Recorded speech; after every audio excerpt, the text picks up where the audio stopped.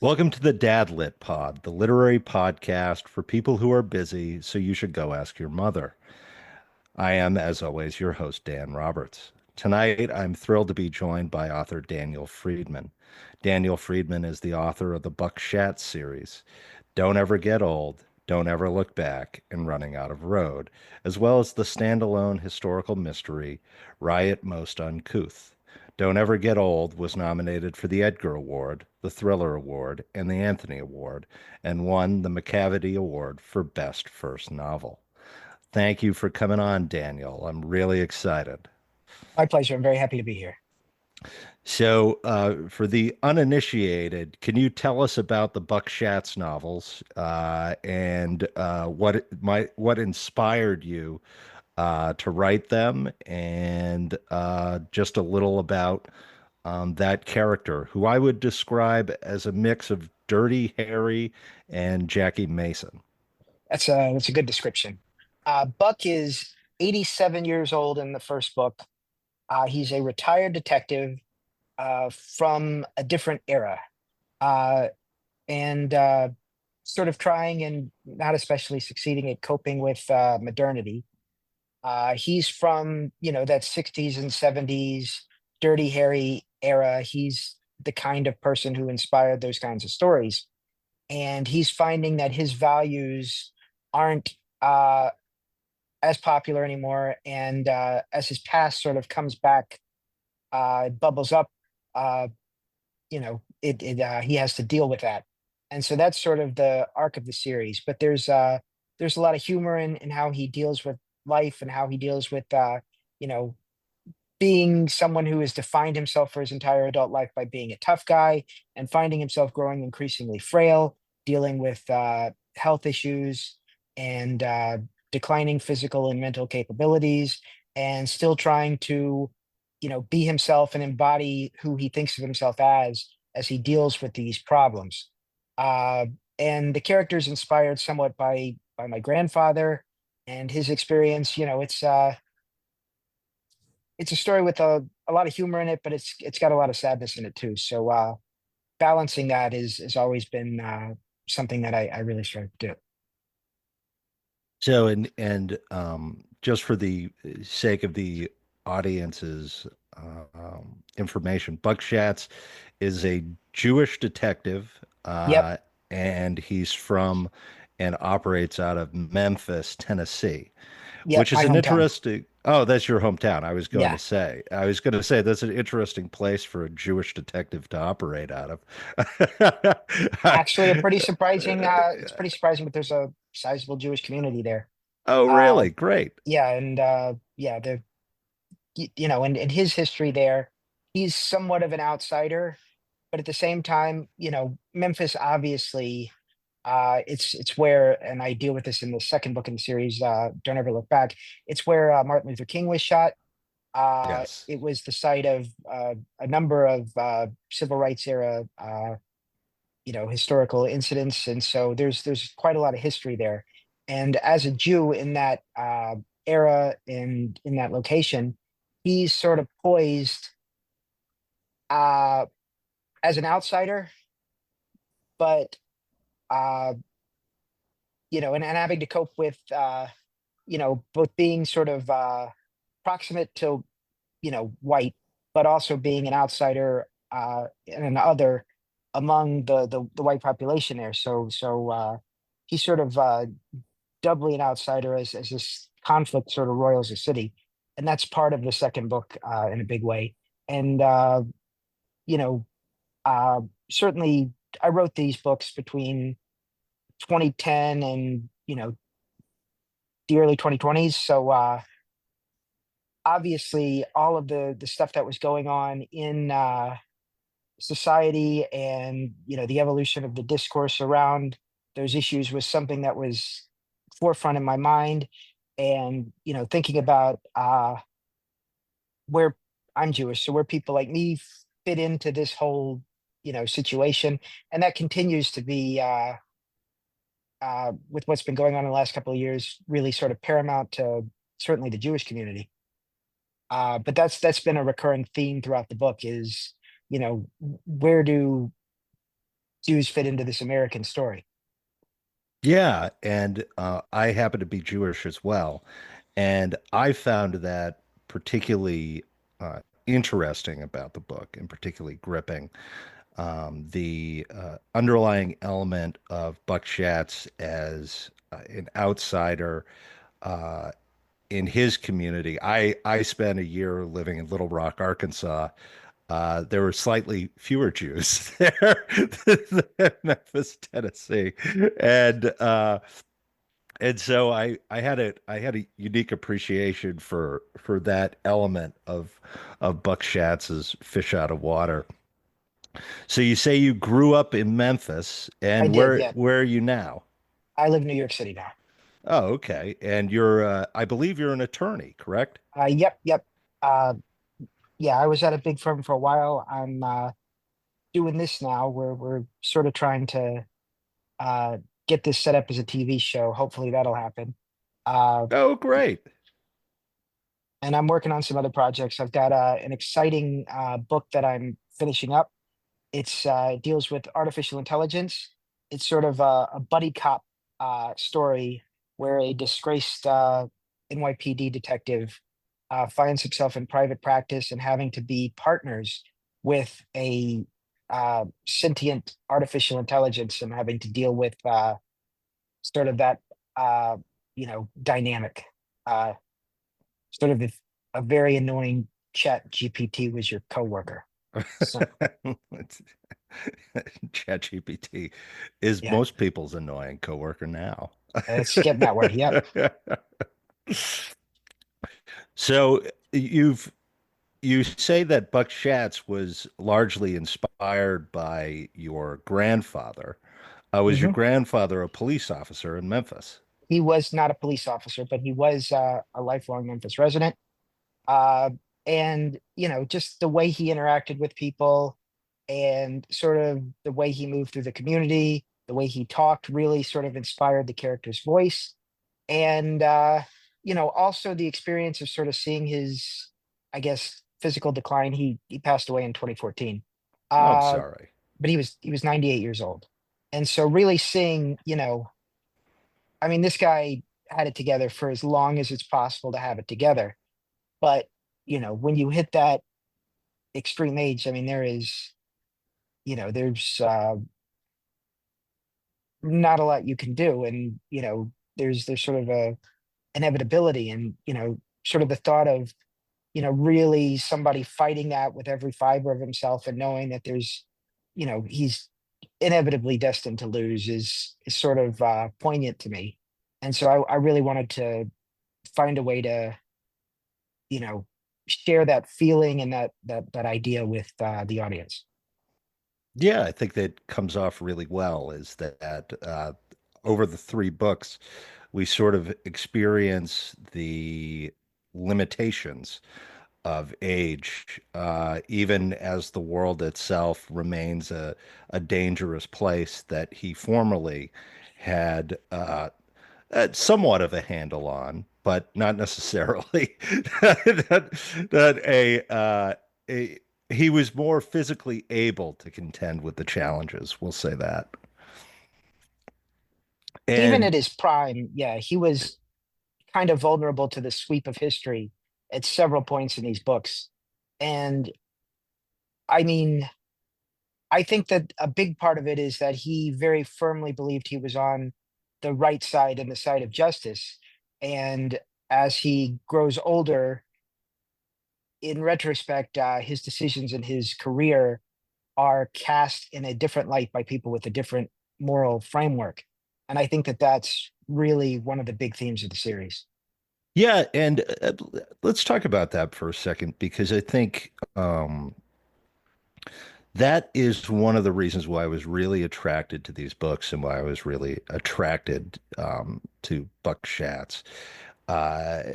It's not very often that, particularly in Jewish literature and with Jewish literary characters, that you see sort of morally uncompromising tough Jews.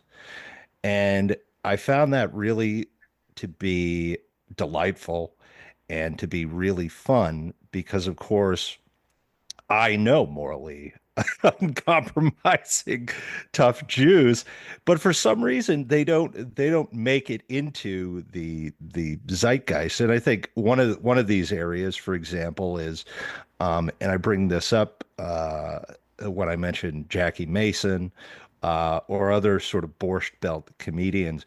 Those individuals were all very morally steadfast and very morally set, and they were not pushovers, right? They were Right. involved in mob business, doing clubs, late night clubs, and those sort of things. And so I really think that's terrific, and I want to commend you for bringing that character to the fore. And then I just going to ask if you mentioned the possibility of Buck Schatz appearing on television. What is in terms of that, how has Buck Schatz been received? Do you get a lot of Buck Schatz fans? Is there a big contingent of Jewish Buck Schatz nicks, as it were? Uh, I think that's definitely a sizable segment of the readership. And just generally crime fans in general, uh, the first person narration is something that has attracted a lot of people as well, though. Interestingly enough, one of the most successful markets for these books has been Japan. And Oh, really?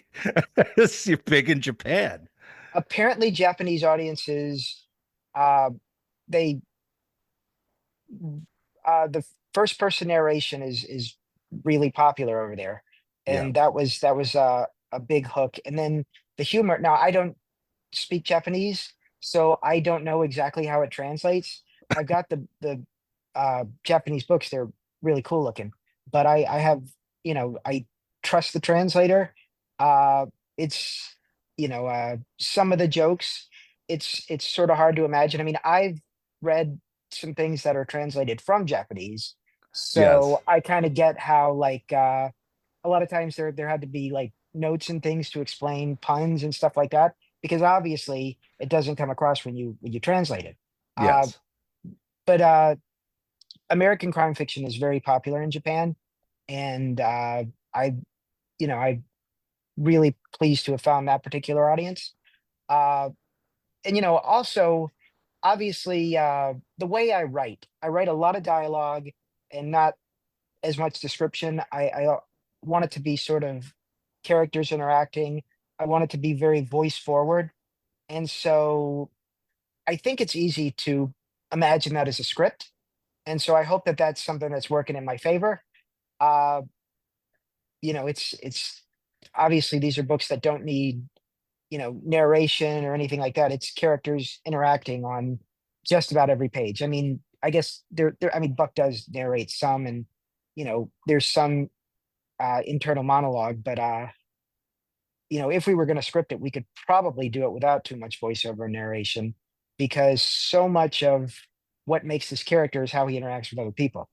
Yeah. Uh, and so I do think that it would be it would adapt very well. Uh, the hard part is, attaching the star, figuring out who's going to do it.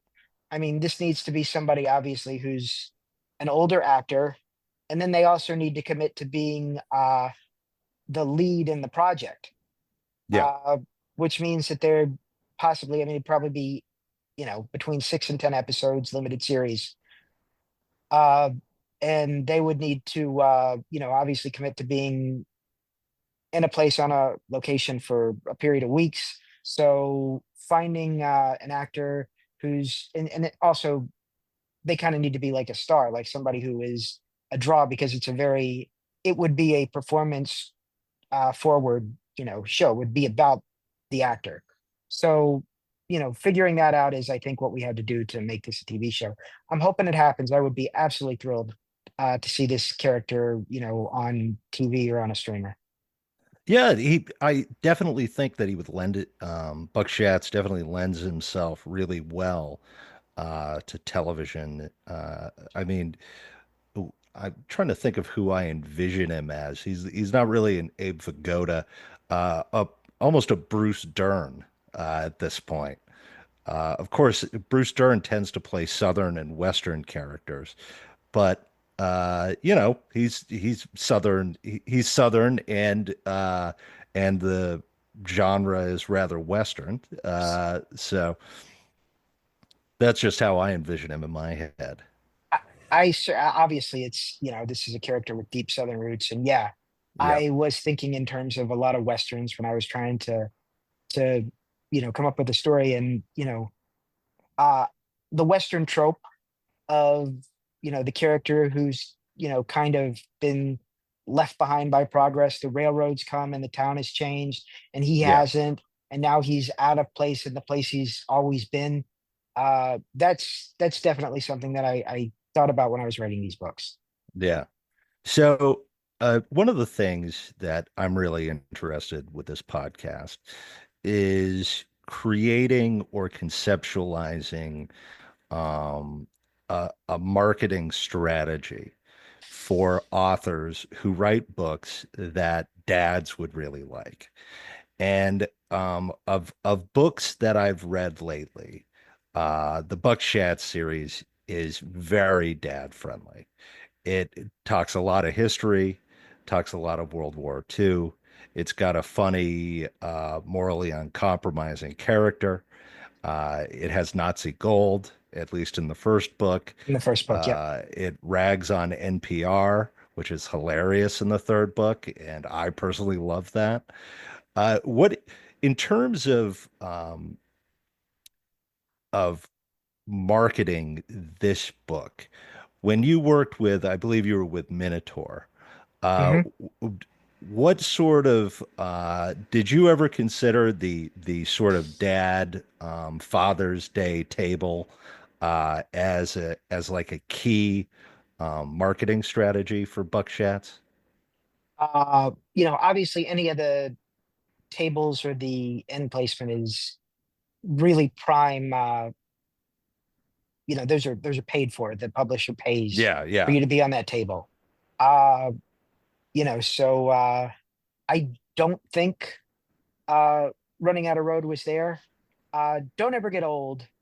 Uh, a big part of it was marketing to book people and crime fiction people who, yeah, to tell the truth, is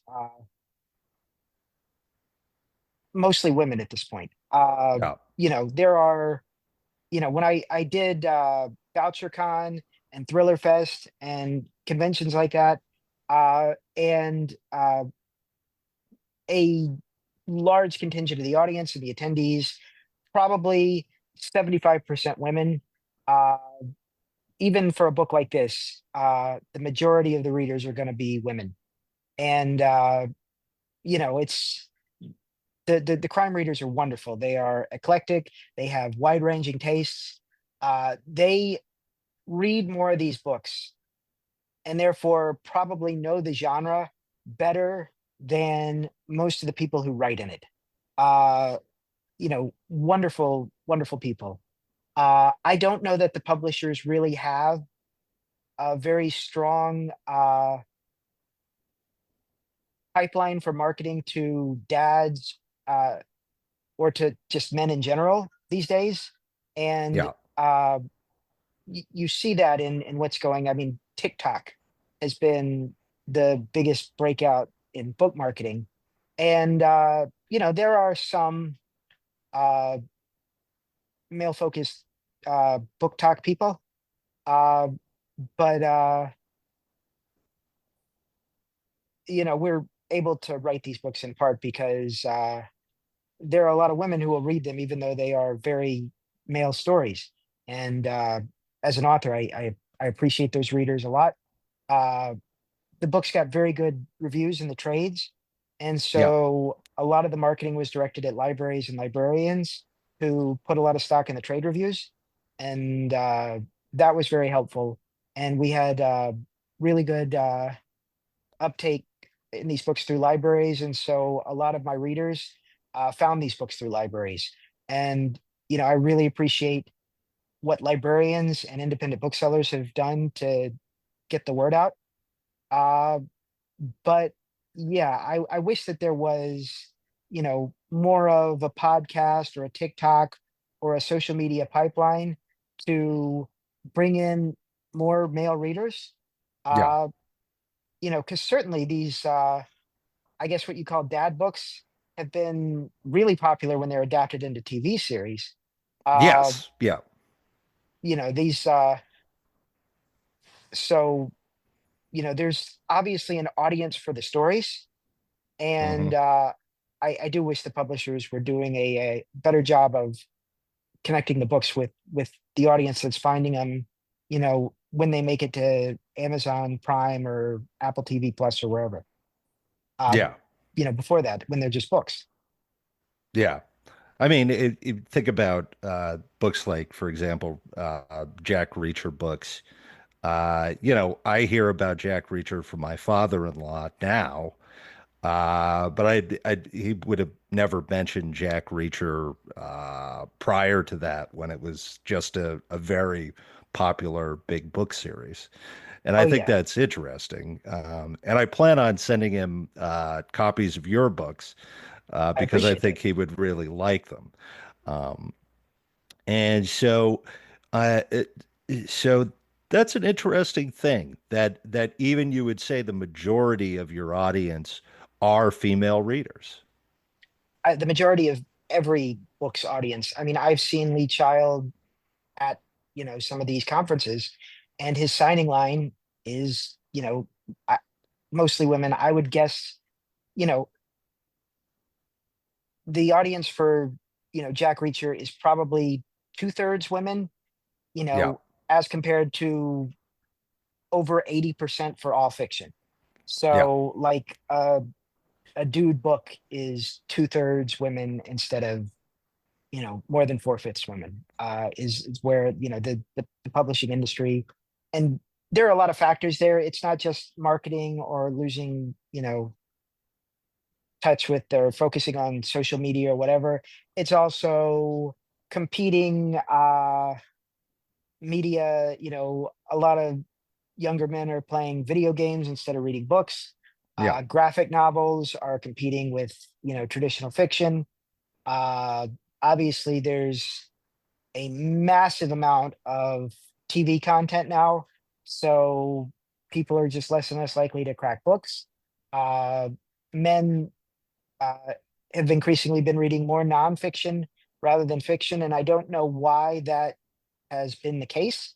Uh, but that tendency of so maybe there's something in the culture that's discouraging a lot of men from reading fiction that's beyond the reach of the publishers and their marketing departments. I Hmm.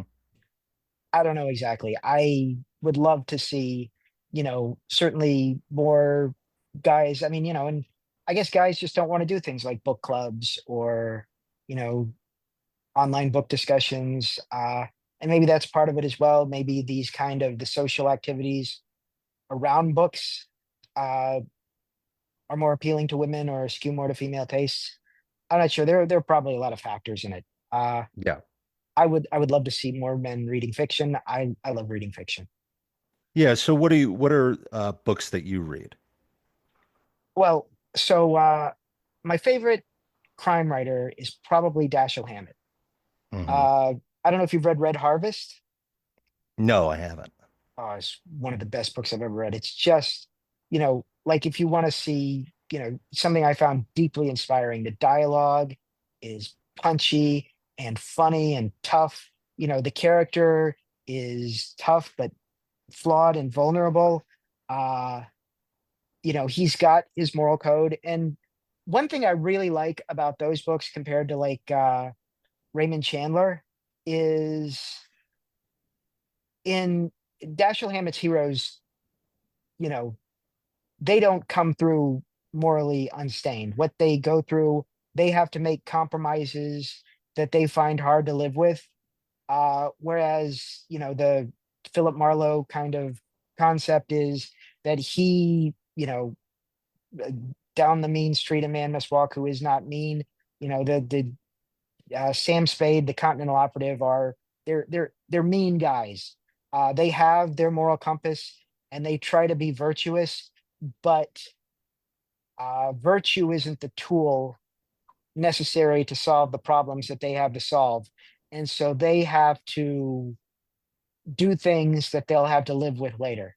And I really love that about those books. So, like The Maltese Falcon and Red Harvest are two of the best books I've ever read. I love those a lot. Uh, you know, each of these, they're mystery novels or crime novels, but what they really are books where the climax happens in the protagonist's head.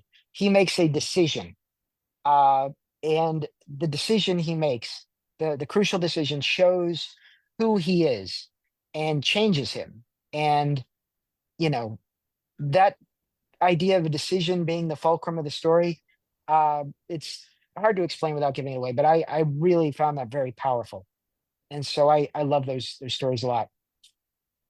And Is then you keep going.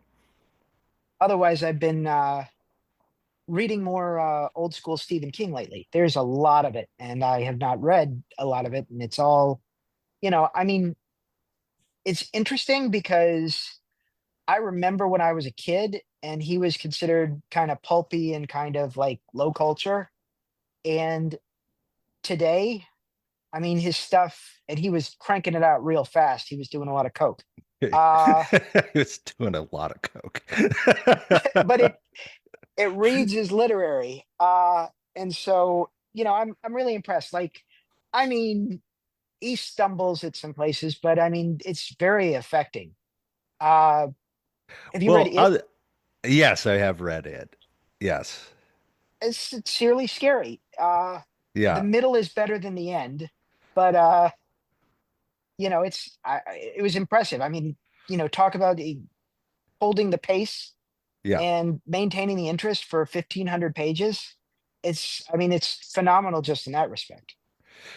Yeah, so that's an interesting thing because I think I've thought about this a lot as I've been writing and I'm looking at sort of the sort of rules of publishing, contemporary publishing, and how many words they're willing to how many words a publisher is going to put into a book. And Stephen gets a lot of words. And a lot of upfront work.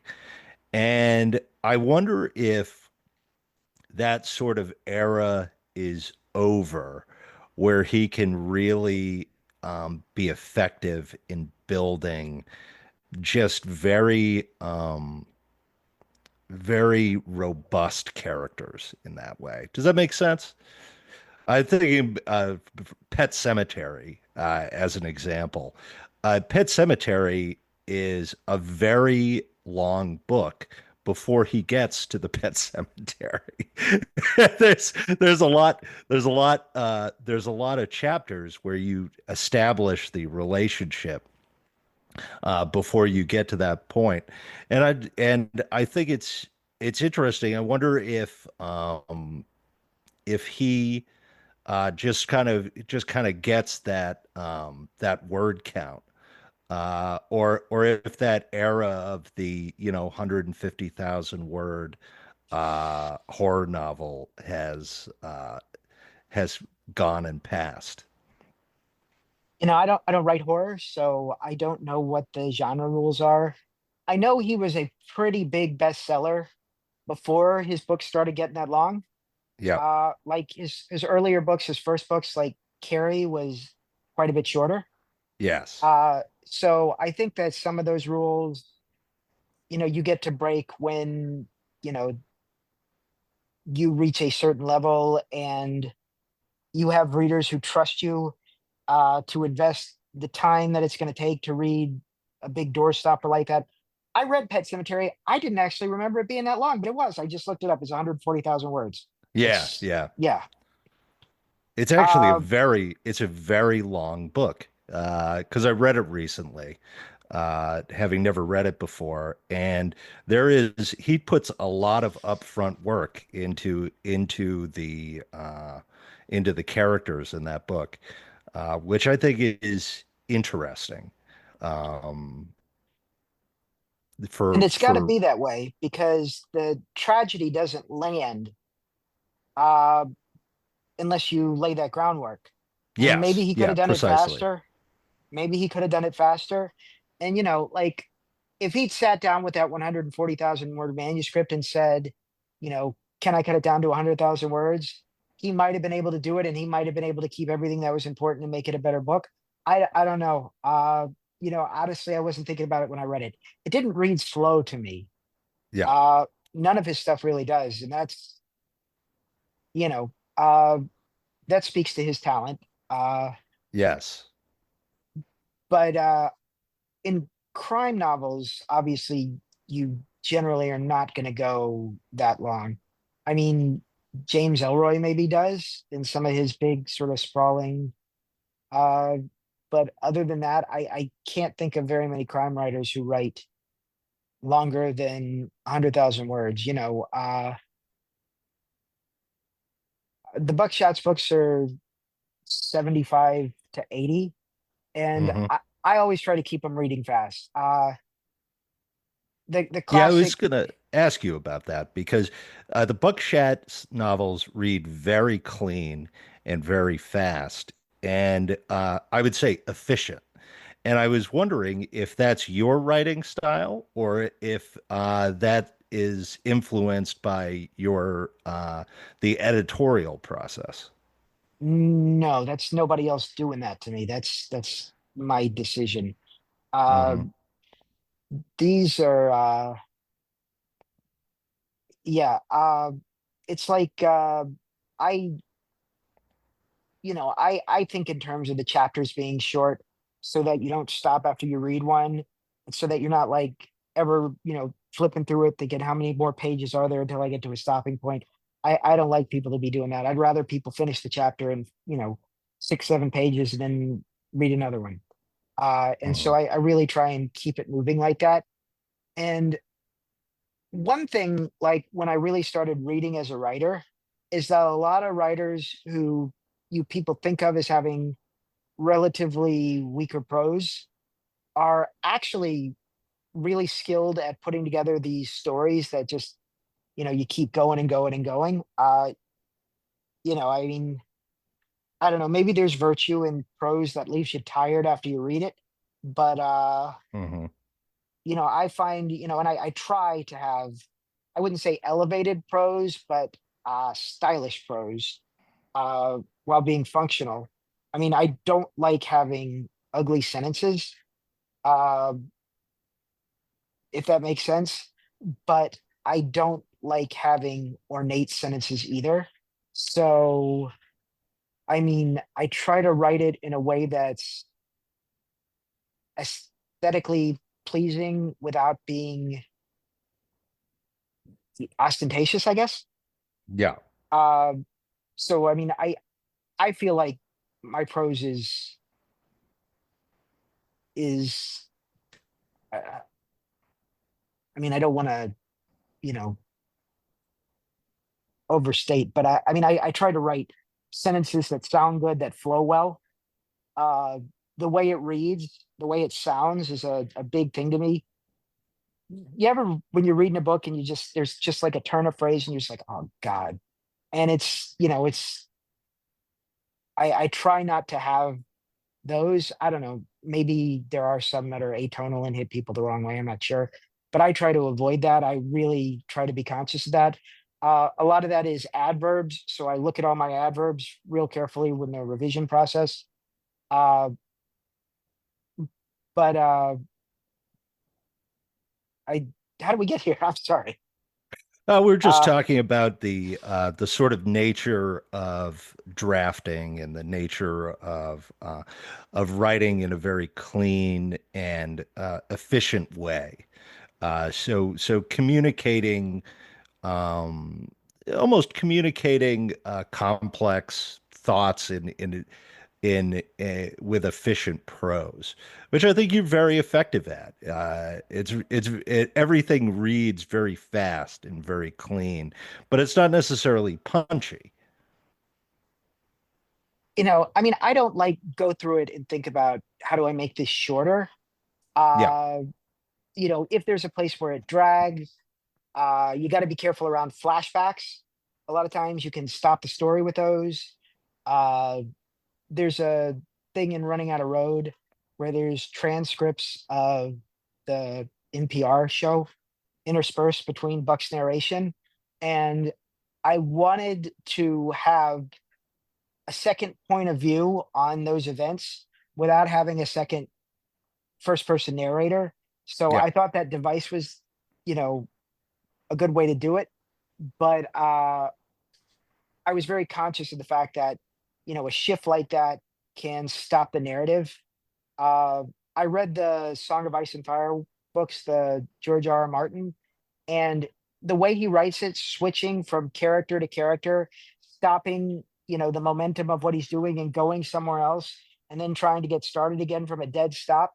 That's imposing. The fact that his books are so readable when he's doing so, I mean, that's a hard thing to do. Like, you come to appreciate how hard it is to just stop the story in the middle, go somewhere else to something, and like people are like, I don't want to read this, I want to read that other thing, and then get Yeah. them invested in the new thing. I mean, and he does that every damn chapter. It doesn't always work. And, sometimes you're reading whatever, the sand snakes, and you want to get back to something else. And, you're like, okay, I gotta get to this so I can get to that, whatever. So it's not 100%, but he's very good at it. Hmm. Uh, or maybe he's stuck for 15 years. Uh, He comes up a lot. yeah. Download pod. Well, I mean, Would you give him any advice? Because I always ask this. I think this is an interesting thing. For the situation that he's in, there are a lot of people who diagnose it very differently. Some people say that he sort of got lost in the postmodern reduction of heroes. I don't think that's actually it.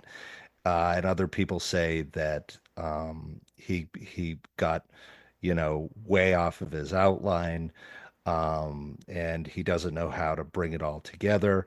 I just think he needs to write additional books to fix it. That it's really not going to fit into two books that he has left, and that what he should actually do is be willing to draw out the story and to separate it, maybe even geographically with east, west, north, and south. But I don't know. Do you have any thoughts on that? uh, I got a You're a couple of theories series actually. author. Yeah, Okay, so number one, I heard that he has been using the same computer since the 1970s. he has. Yes. He is saving his manuscripts on floppy disks. He is Yes. using a word processor that runs out of MS-DOS. Yes. Okay. He cannot, it doesn't have a mouse. He cannot cut a passage and move it around. He cannot control F and find and replace something if he wants to change a name or if he wants to look for all the revision stuff that you just do out of hand. The first thing he should do is goddamn learn Microsoft Word. Uh, I'm sure he knows it, by the way. He's worked on enough scripts at this point that he knows I what have he's no doing. idea what. Maybe he. I don't know. I don't know. Maybe he sits there and has somebody. Yes. I mean, and obviously, a lot of these older writers have their quirks. I really think his probably his technology is slowing him down a lot. Like when I think about how much easier it is to write a book today, just because of what the software, and it's not that it helps you anything in the writing. Uh Yeah. it just helps you do things like, when I think about like as recently as like what, like the 80s, you just had to sit there with a typewriter, and if you had a typo, you had to type the whole goddamn page again.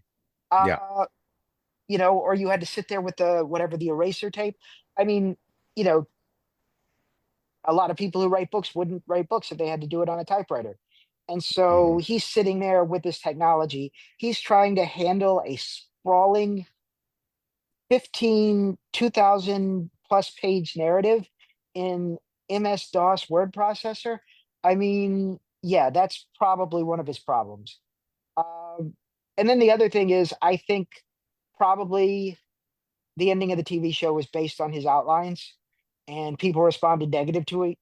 And so he's trying to find another way to change the story. He can't just come out with a book that's like a retelling of the TV show. So they stole his ending, and now he's got to come up with a different ending. And I think maybe he doesn't have one. Mm. Uh, I mean, I don't know that. I mean, and I think at some point they may have just run out of his stuff and made up their own. I know that like the the Hodor hold the door thing, which has not appeared in the books, was something that he told them he had planned. Yeah. And people like that. But I don't know about the ending with Daenerys, coming and going crazy. Uh, I thought that there were a bunch of cool, interesting endings to the story, like that, Cersei could kill the dragons and then have the White Walkers make it to King's Landing with her having destroyed the one thing that could have saved them. I thought that would have been poetic, Yeah. or, any number of other resolutions. I mean, don't get me wrong, like the dragon getting killed by the walkers and getting raised as a zombie dragon. That's cool. And I bet Yeah. that's probably out of his notes. Uh, so I mean, there's some cool ideas there. And then there's characters who are in the books who aren't in the show. Like there's a guy who might be another Targaryen out there. I don't know. I mean, so he stopped it somewhere around season 5, and then there's like a couple of seasons of the TV show that haven't been in the books. And how much of that's him and how much of that is the TV writers, is unclear. Uh, and then the other thing that might be probably slowing him down is just that he doesn't have to do it. Yeah. Like he's got all this other stuff. He's got more money than anyone could ever want. There's just no pressure on him. Like, Yes. you know, and probably the fact that most people have just kind of reconciled themselves to the fact that he's never finishing it. I mean, he can just be a celebrity author without actually writing any books for the rest of his life It's a and big win for him. just make TV shows and go to conventions and talk to thousands of fans and wear his little railroad caps and be happy. You know, Maybe that's just his plan. Uh, but I will say there was a story I read. It was when the show was on, so it was more than 10 years ago. And he Yes. said people kept coming up to him and telling him to hurry up and finish the books so that he doesn't die before he finishes them. Yeah, he's really upset about that. It's very personal because he was close friends with Robert Jordan. Yes. And obviously, Robert Jordan passed away before he finished Wheel of Time. And so Yes. everyone's saying, and people are coming up to him, and this is like a personal loss to him. And people are saying, hurry up and finish the damn book so you don't die like your friend did. I mean, that's awful, right? It's really terrible. But the irony People are is, people are horrible. the irony is that is exactly what happened to him, except that he didn't die. He just Yes. lived to see somebody else finish his story for him. Yes. Uh, In all fairness, Stephen King had a similar situation with the Gunslinger and the Dark Tower series, where people were concerned that he wasn't going to finish it, and he was concerned that he wasn't going to finish it. And then, of I know what you're course, talking about. yes, I think the story was actually yeah, there that was a guy on death row. he was on death row. I thought he was dying of cancer or something. I don't. Somebody There was was a dying. yeah, he'd received because this is in the if you read um the early 2000s version of the Gunslinger, he writes a an opening preface to it, where he talks about how someone reached out to him who was in prison, who said that they were going to that they were on death row and they wanted to know how it ended, and he unfortunately couldn't tell them because he didn't know how it ended, which I thought was funny. I mean, do you know how Buck Schatz reaches his end? Uh, I've been telling people he died of COVID, but So, so that would make sense. Yes. uh, I, I, I don't know. Whether I'm going to revisit it and write a fourth book. I do think where the third book ends is potentially a stopping point for the series. Yeah. So there's some discussion as to whether I'm going to do that or do something else. And that kind of, if there's a TV show, there might be a fourth book. So we'll have to see. Uh, but I'm pleased with the trilogy, and I'm interested in telling other stories. So where it ends might just be where Running on a Road ends. Okay. So are you so you've now had a three-book series with Minotaur. And so are when you get a project or you have designs on a project, are you still pitching it to publishers? Do you have a an ongoing book deal with Minotaur? How does that work for you? The next project is probably going to go out on submission to other publishers. Uh, my editor at Minotaur is no longer there, and so obviously I've had a relationship with him, so I will present it. But whether or not that's still the the best people to publish a different story when it's not the people I worked with in the past may not necessarily be the case. So probably the artificial intelligence book is going to go out on wider submission. It's not Okay. part of a deal with Minotaur. Okay. And how long does it usually to put so you're, for example, putting together a draft. How long does it usually take you to put together a draft of a novel? A while, probably a couple of years. I mean, I don't write super fast. Like there are some people who can crank one out in 6 months, and a lot of times it's a really polished book. I'm really impressed by people who work that fast. Uh, Richard North Patterson, I heard him give a talk once. He said he writes an outline and then he makes a series of folders in Hmm. a larger folder, and each folder is for one chapter. And he puts a document stub that's got a 1 sentence summary of each chapter. And then he sits down each day and he writes a chapter based on the 1 sentence uh, outline. And then he like writes a book in 60 days that way or something like that. I mean, I don't know what his Yeah. outlining and what his thought process is before he actually sits down and starts, but he moves real fast. And I mess with stuff, whatever. I go out and walk 10 miles in the city and just think about, wouldn't it be funny if somebody said this? What if this happened? Would this be better than that? I just, come up with jokes for the characters to bounce off each other, whatever. And then I try and work it all in. I send notes to myself on my phone, and then we try and work them into the story. So it's a process, and then revision. Like I said, uh, I'm I'm more particular about the prose than you would think when you read them, because uh, it doesn't look like prose that's been labored over, but making sure it's very clean and Oh, I reads. disagree. I think it does look like prose that's been labored over Oh, thank you. because it's so clean, right? It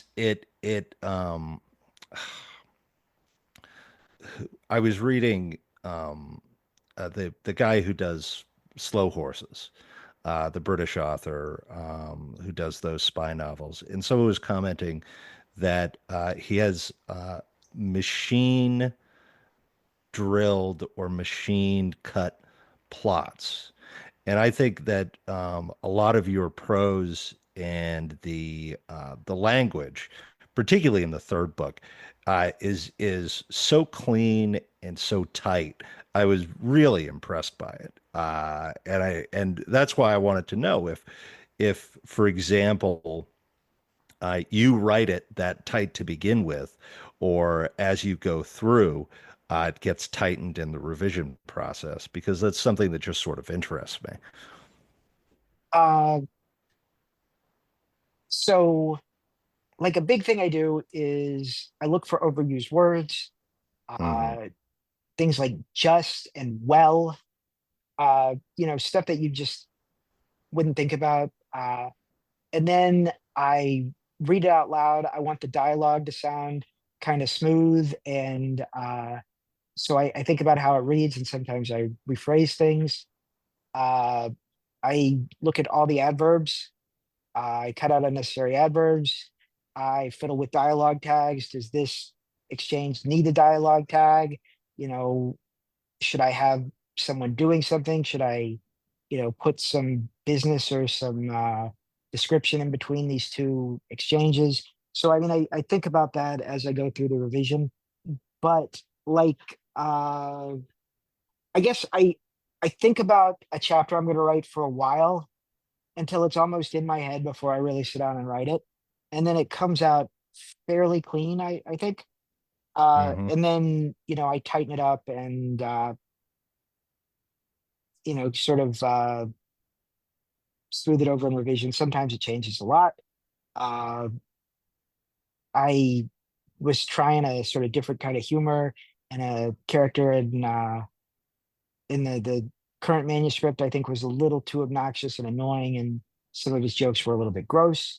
And I want some of the jokes to be gross, but I don't want there to be too much of that slowing down or jarring the narrative. So I've been dialing that back in a revision.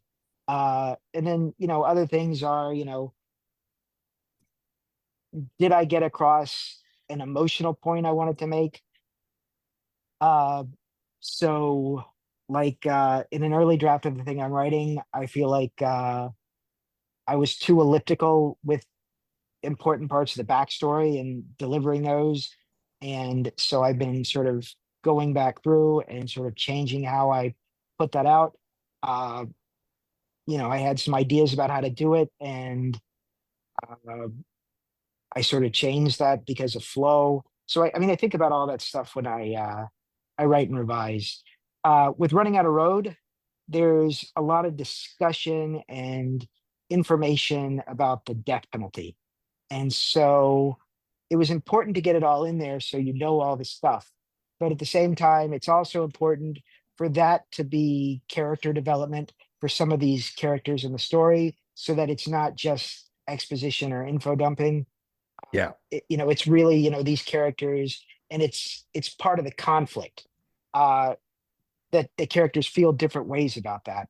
And that was important to me. And so making sure I got all the information and making sure that that was all clear, but making sure that it was conveyed in a way that when characters are telling you about the death penalty, they're also telling you about themselves is, Yes. something that I thought about a lot when I was writing that book. Yeah. That definitely comes off, particularly the professor who associates the death penalty with food and the mass production of meat. And And I so think that's, all agriculture, if I recall correctly. yep. And that's, it's about like different characters with different moral worldviews.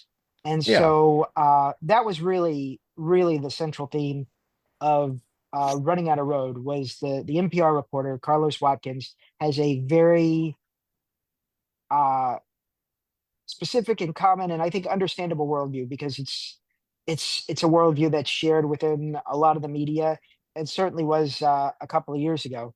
And Buck has a diametrically opposite worldview. And you know, which of those worldviews is the heroic and the just worldview in a contemporary cultural narrative? Uh, in many cases, isn't going to be Buck's. And Yeah. so that book, more than the other ones, is him interfacing with somebody who thinks he's the villain of the story. And Yeah. so he tells his version of it, and then this character is telling their own version of it. And they're both versions of the truth. And it's sort of up to the reader to decide. So it's about a character who's been judged, and it's also about the reader judging these characters. Yeah. So how has doing the Buck Schatz series changed you and changed because you're an attorney, correct? Yep. In your day job. How do you think that doing the Buck Schatz story has changed you And at the same time, how has the past decade changed Buck Schatz? Uh, I mean, I wrote the book. Obviously, this is, you know, when I was writing each book is about, what's going on in each story. The first book, certainly the way I thought about identity, the identity of other characters. Buck's identity as a Jew in Memphis. Uh, I thought it was specificity and sort of, you know, character is the Yeah, way I was thinking about it in the first book when I wrote the first book. Like that's, just sort of, you know, I guess making him more particular, more specific, the idea of him being the hard-boiled 60s, 70s cop, but also being, an elderly Jewish man. And I mean, that was that was just what it was when I wrote Don't Ever Get Old. And that was, 2010 when I was writing it. It came out in 2012. And then Don't Ever Look Back. That was when, I guess what we were saying about who you are and how that affects how you move through the world was really emerging in the news and in popular narratives. And so, what does it mean that he was a cop in Memphis in the 60s? What does it mean that he was a Jew in Memphis in the 60s? Took yeah, on a new salience based on what was happening in the world, in 2015 when I was writing that. And then obviously, so I guess Don't Ever Get Old was early Obama, whatever, you know, hope, post-racial era. That was what everybody was talking about.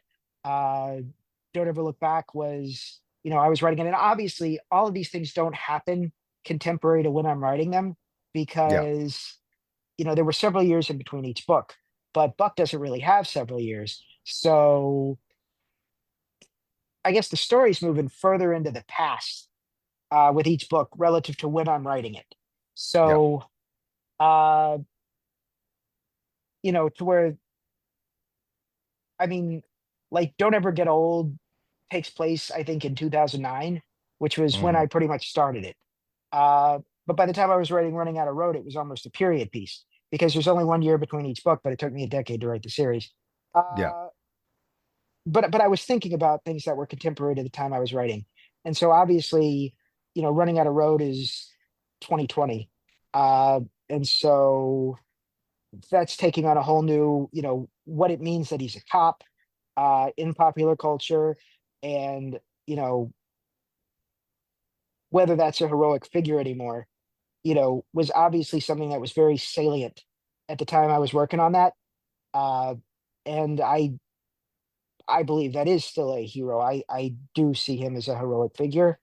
Uh, but and I say I guess if you're asking how my background as a lawyer, and I guess my background as a Jew fits into it, is you know, I'm I'm really trying to look at that from both sides, uh, or all sides. So I am trying to see the world from every character's perspective when I'm writing them, and I'm trying to have each of them as the most persuasive versions of themselves.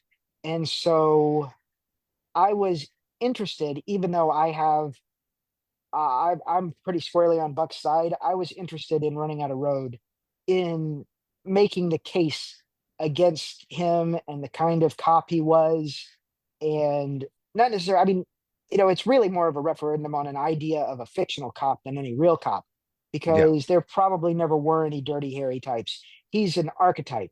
He's a heroic archetype. It's not just that he's the cowboy and the railroads come to town and everything's changed. It's now his entire past is being put on trial.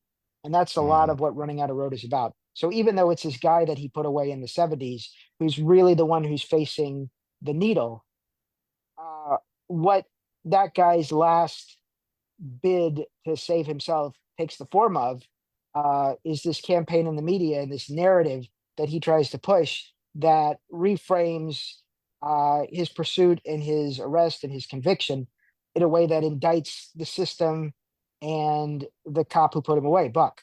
So about exploring that, and I don't want to say deconstructing it, but certainly analyzing it.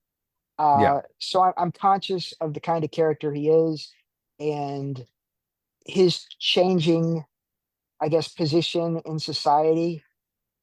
I don't think a lot of people in the last few years, maybe that's changing now, would even write a character like this as a heroic figure. They'd make him corrupt or something like that. And he's Well, not corrupt. it's He's very morally, interesting. yeah. It's interesting that you bring it up because uh, I wrote a a manuscript called Water Hazard, which is about a disabled retired Chicago police chief, where I explored the idea of taking away um, the privilege and accoutrements of being a respected source of authority and what that police chief would go through if, for example, they no longer had they lived someplace else, were accused of a crime, and no longer had that backing, for example. And and I think it's interesting that you say that about Buck because I think there are all sorts of ways to tell interesting stories about police characters with who are moral in their pursuit of justice, but also are complicated individuals whose underlying background might not be commensurate with contemporary, ideological mores. Does that make sense? Yes. There's a lot of people that talk about Save the Cat and stuff like that, and uh, the a lot of characters, and I personally love Buck because I don't feel like Buck uh, is in this realm. Uh, they're good bad guys, whereas um, good guys with bad ideas also don't get enough play. And one of the reasons I bring this up is because I think that interiority and especially male interiority does is not getting as much literary or book play as it used to. And I think one of the challenges and one of the interesting things is, and I was really impressed by the way that you did that with Buck, which is to give Buck's interiority and to have him be a challenging person and a challenging character, and to still be very funny and very likable. So yeah, my hat is off to you in that regard. Thank you. Uh, I think that there's an idea. There are, I mean, Buck is in many ways an archetype, and he's Yeah. a very specific take on an archetype, but at the same time, he also represents something, a kind of character who has been a heroic figure in crime fiction and, in movies and, several genres. And Yeah, so he I, has backing, and people have yeah, faith in him for that reason. so he's not a bad cop. He is an idea of a certain type of hero Yeah. who is kind of facing reconsideration in, like, you don't, this was unambiguously a heroic figure if he was the protagonist of a movie from the 60s or the 70s or the 80s. And now you Yeah, just don't Cobra see, Cabretti. yeah, Yeah, he's you just Cobra don't, Cabretti. absolutely, you just don't see that character as the hero anymore. I mean, one thing I think I was probably already done with it when this happened, but you know, I think a lot about was like the TV show Brooklyn Nine-Nine, which Yeah. was a comedy uh about police that was in its like sixth season. And they sat down in 2020 and they said, do we even want to be making a show about cops anymore? And and they went in a weird direction. Uh, and there are to this day on TV a lot fewer shows about cops than Yeah. there were in 2020, uh, before I guess George Floyd. There's you know, and it's interesting because there hasn't been a change in the audience. Like Law and Order reruns, whatever stayed on, Blue Bloods or whatever, remains very popular. So this entirely came from the production side of the culture, where they just said we're not doing this anymore. Yeah. Uh, the I want to say it was the Library Channel, or I forget which channel it was, but the channel that had the show Live PD, which Yes. was Yes. I was going to bring this up because I absolutely love Live PD, because my father is a criminal defense attorney and former DA. And one of the most interesting things that I learned from him was that a lot of crime is tied to dysfunction and mental illness and those underlying ideas. And I think that no show demonstrates that better and actually presents um, an empathetic view of both people who are um, being arrested and also of the people who are having to arrest them than Live PD did. I actually thought it was a terrific show, and now it's on Patrol Live. but Yeah, it's what is it on now? Is it it's on? on Reels. It's Okay, on Reels on Fridays and Saturday nights. but the network, they they canceled it right after George Floyd. They Yeah, just said we're not going to be in the, and there had been some scandals involving that particular show. yeah, There was somebody got killed and it was caught on video, and whether they had shared all the video or something was an issue. I don't know, but yeah, they canceled it, and it was the most popular show on the network. And to this day, 5 years later, the network has not recovered the viewership they lost when they canceled the show. yeah, So there was no business case. They weren't like saying the audience is disgusted with Live PD. The audience doesn't want to be in the glorifying cops anymore. The audience wanted to watch Live PD. And like the entire audience for the network just went away when they didn't have Live PD anchoring their programming. I mean, and obviously anybody who's watching linear television is like probably old at this point. So this is, there's no change in the audience. The audience's taste and desire for this kind of content didn't change at all as a result of any of these events. yes, Uh, this was not as big a deal to the audience as it was to the I guess the people at these networks, and they kind of destroyed their own business. Uh, and I don't know, maybe it was a moral stand, but I didn't. I mean, I don't find that kind of content. They said they didn't want to be in the propaganda business anymore, or something like that. I don't know, but I mean, Law and Order is still super popular, but nobody's making new shows like Law and Order anymore, yeah, unless I guess they're spin-offs or something. I mean, there's just so much less of it.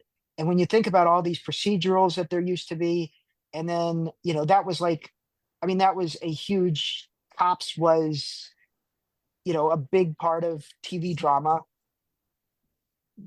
since forever up until 2020, and then it all went away. yeah, And it's interesting because the taste of the audience didn't change at all.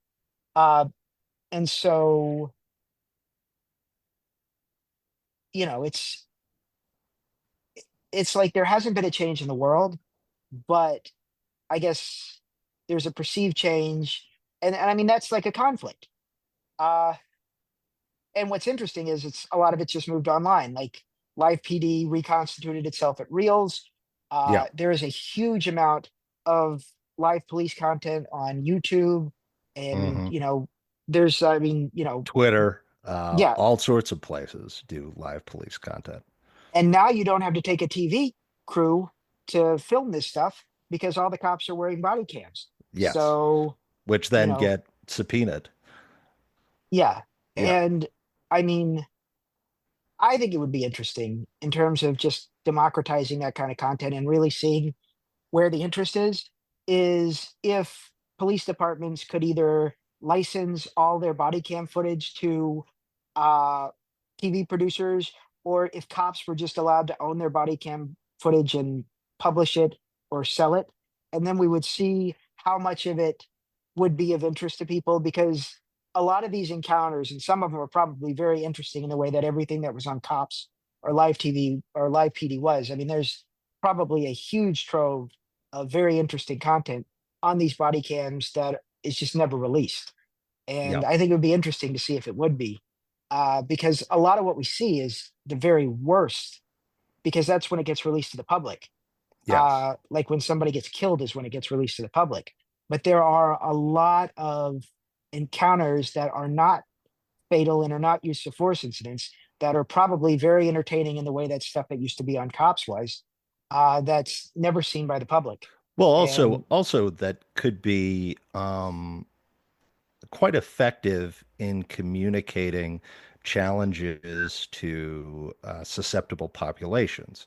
Like, for example, with the the the Gabby Petito case, where the police in Utah pulled her and her boyfriend over and had the footage of their domestic violence incident.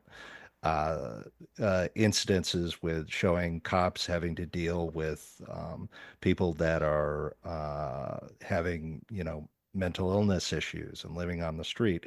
I think there's a real realm for gaining a better understanding of what's going on in areas where people don't necessarily get exposed to that or get to see it, that would be benefited and could be benefited by shows like Live PD, or, as you're saying, the democratization of footage and cameras in law enforcement. I think unfortunately the fact that it is primarily fatal encounters, because that's what results in the public disclosure of the video. Yeah. Uh, a lot of the body cam footage, even though quite a few of almost all of it tends to exonerate the cops involved. And I do think that it, seeing every, I guess, police killing that has been in the news in the last few years on video has done a lot to change the narrative around those incidents. But it's still kind of, because that's what you see cops doing in the videos, reinforces the idea that cops kill people, even when it vindicates the cops on the specifics of any given case. Yeah. So basically, body camera footage, good. Yeah, oh yeah. I mean, Yes. obviously, more transparency, more disclosure, more information, you know, is always good. Like a lot of what I wrote about in Running Out of Road in particular was, people experiencing things different ways and people having different, you know, spins and takes on the same events. And obviously, having things on video that are controversial is better, because, there's becomes a set of facts and a truth that is very hard for people to, I guess, well, I guess it just becomes harder for people to make their own truth. Yeah. So I'm going to go with the last question, because you and I are both Jewish authors So, who write about Jewish characters. And I personally find that the occurrences on October 7th, the subsequent war, and the subsequent change that I've seen as relates to the treatment of Jews globally, which was a thing that I was always attuned to because I got my master's in Holocaust and Genocide Studies, has been, in a lot of ways, apocalyptic to me, and has come through in all of my writing to the point where I made it intentional in my most recent manuscript to write the protagonist as a progressive Jewish woman contending with the challenges of issues around personal defense and contending with uh, hatred and Jew hate. Uh, have you been tempted to come back with Buck Schatz since October 7th and to tackle that particular challenge and that particular moment in a way with Buck Schatz, or do you feel that you've already done that with your Oh, series? Buck is 87 years old in the first book, which takes place in 2009. Yeah, So he's like 102 by 2023. yeah, So I don't know that and also I don't know like that he would be the person to be, affected by that. I mean, I think that probably the people who have really, you know, okay, so I'm not Israeli. Uh, I have Israeli friends. A guy I know uh lives in the United States. He has a business in the United States. And after October 7th, he had, he's a guy, he's got a family, he's got 3 kids. Uh, he was in the reserves. Uh, After October 7th, he turned around and got on a plane. yes, Uh, his wife stayed here, his kids stayed here. He went and he's in his 40s, but he went. I, I, I still don't know exactly what he did. Uh, but he was there, he was over there. There were periods when, you know, he couldn't be reached. His family, his kids couldn't reach him. I mean, so what that meant to Israelis is obviously very different than I think what it means to American Jews. Uh, so I guess I would almost say that the war itself there almost seems abstract to me. And what is much more concrete and upsetting to me is like the people marching in my city. yeah, Uh, and so, obviously I am outraged. And I mean, I say it's abstract. I mean, I, the loss is horrible. And nobody Jewish is more than a couple of degrees of separation from somebody who was affected, whether somebody who had to go fight there, somebody who was killed on October 7th. Uh, you know, I mean, there was like, there were a couple of like people I know, members of their family were killed on October 7th. So it's not like far, but it's, it's all like family. It's all very close. But at the same time, like, you know, I'm not the one running for bomb shelters. I'm not, personally fighting over there. But what I am seeing are, the activism and I guess they're so certain that they're right. And there's an entire political faction that's so certain that they're right. And what they're calling for is the destruction of the Jewish state. Uh, and that's so untenable and awful. That's Nazi-esque, that's genocidal. So, to see these people marching in Crown Heights, Brooklyn, chanting, "We don't want no Zionists here," that's outrageous and offensive in a way that's really hard for me to describe. And that's really, I guess there's an immediacy to that. That's, you know, that's where I live. And, you know, that's uh that's been a wake-up call to me. And obviously, for the longest time, I really was a strong believer in peace and 2 states and finding common ground.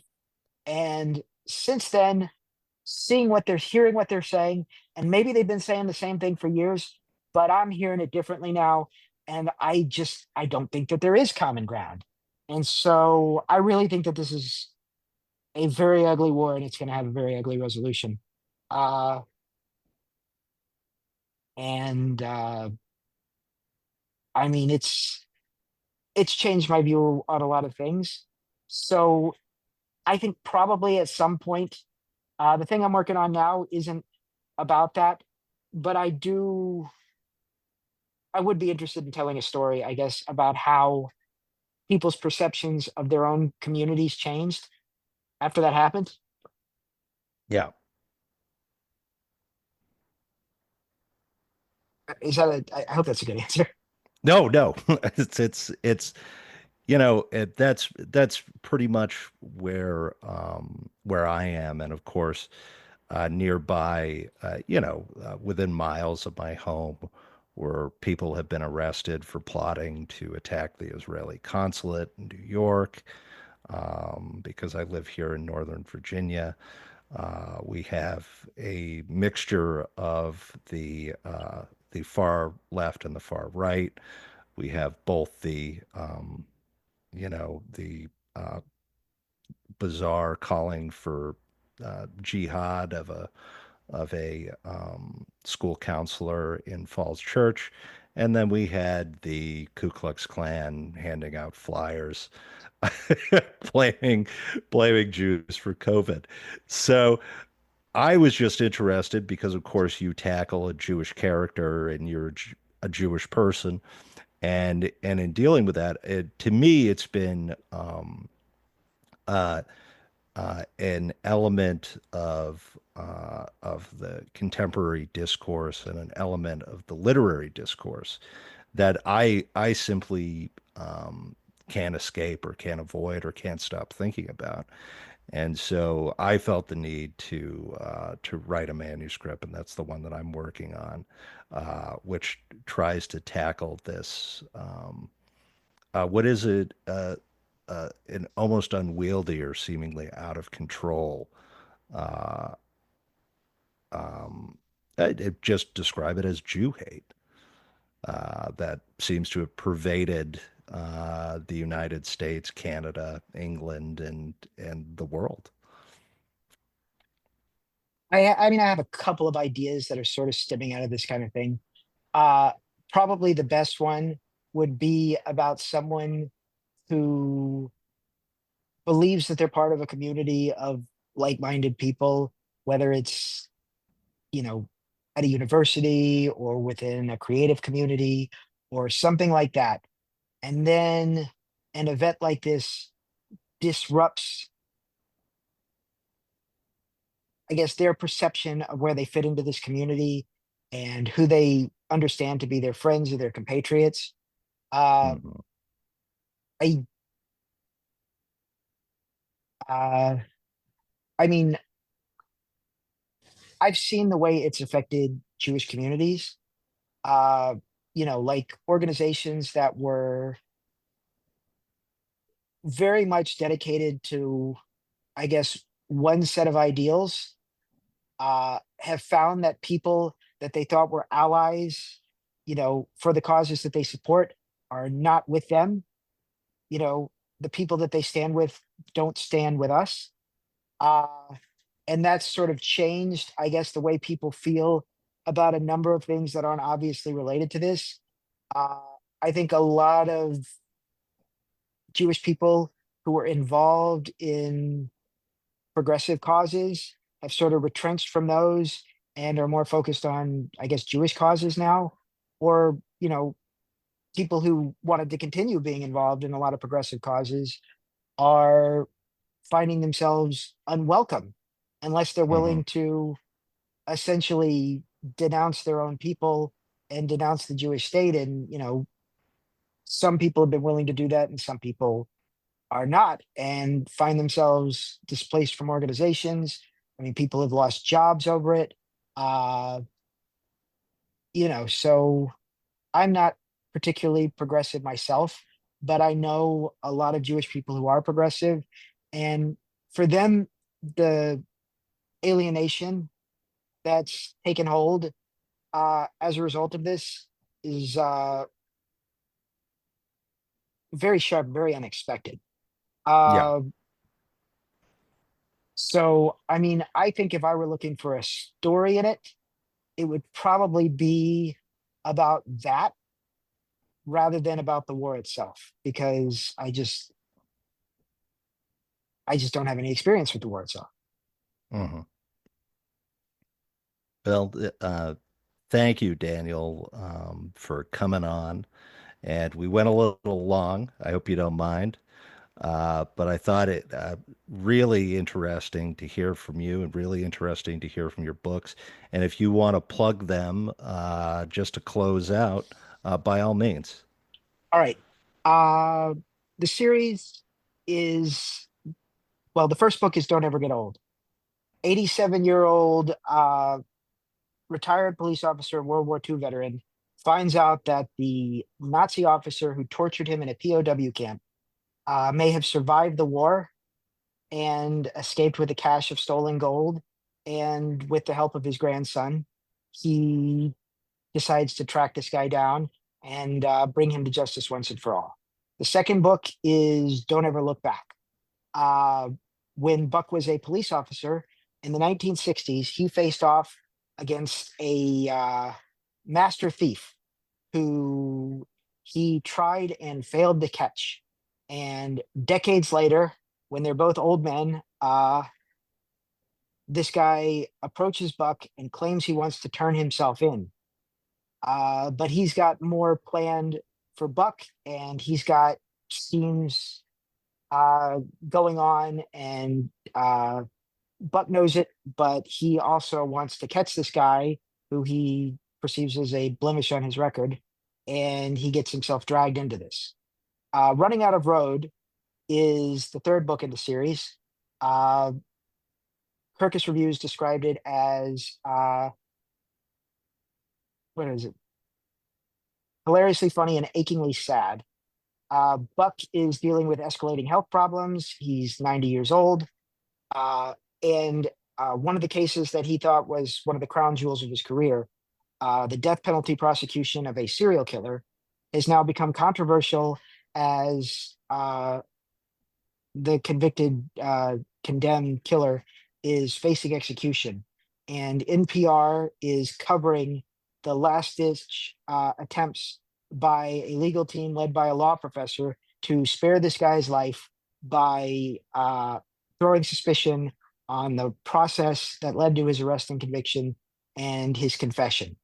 And so the story of the pursuit and capture of this killer is told both from Buck's perspective in flashbacks and from the perspective of the NPR reporter who's doing a podcast series about the case. Uh, so you see it told from the perspective of the killer and the perspective of the cop and the perspective of the lawyers who are trying to save him and the perspective of those who want to see the execution carried out. And then also there's a juxtaposition between Buck's current situation as a 90-year-old with dementia and dealing with escalating health problems and his wife's escalating health problems, and who he was in his prime when he was driving muscle cars and chasing bad guys. And so I guess those are the themes of the story, the change and the differing perspectives, both the change that's, happened to him physically and the change within society that he's seen as he's, lived this life that spanned the 20th and early 21st century. And then my other book is really interesting. It is a standalone called Riot Most Uncouth. It's about the poet Lord Byron. I got into reading Lord Byron's poetry. I thought it was very clever and funny.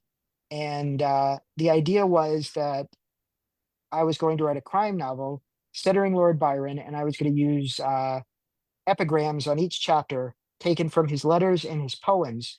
And I was going to try and make the story seem to track what he was talking about in the letters and the poems. So every single chapter, I look for something from the poem or from his other writings that seems to be about what's going on in the chapter. And I put this story together about him when he was young. He was in college at Trinity College, Cambridge. That was the period in his life when he kept a bear in his college dormitory, a live bear. And so it's about him and his bear getting dragged into a criminal investigation, such as it was in the early 19th century in England. I did a ton of research into Byron's life, into what, you know, uh, the criminal justice process was in that place and in that era and how that worked. And it's a very clever, I mean, there's been some debate among Byron fans as to how close it was, but some people felt that I really did capture him as a character, and I feel very flattered by that. And I think it's a really interesting book that I'm very proud of. So they're all really good. All four of them got star reviews from Publishers Weekly, and the next thing will probably be the AI book. It's tentatively called Loss Prevention, but that could change. And so be on the lookout for that probably in a year and a half, maybe. Well, great. Thank you so much. That's Daniel Friedman, and this has been the Dad Lit Pod. Thank you for joining us.